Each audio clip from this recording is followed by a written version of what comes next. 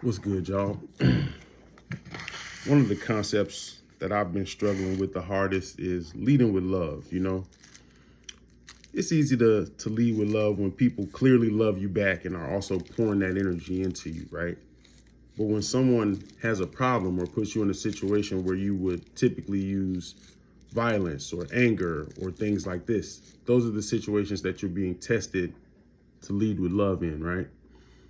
A lot of the drawback or the war within myself, you could say, comes from being just an inner city kid. I'm not just gonna put it on Chicago. Being from any place with a social construct. If people see people playing with you, you're the person to play with, right? If you assert that this is not happening over here, or you draw that hard line, like I'm not the one, you're gonna get a few, punk motherfuckers that's gonna fall back.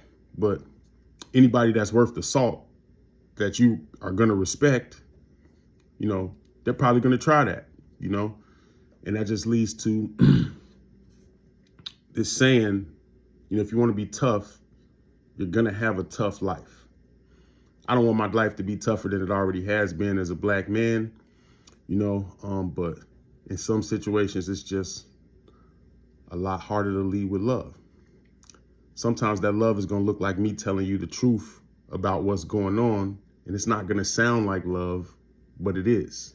Like, you're tweaking right now. I don't respect what you're doing. Things like that, they hurt.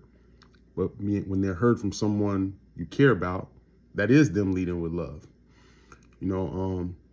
Just some thoughts that's on my mind on this Sunday while I'm rolling up.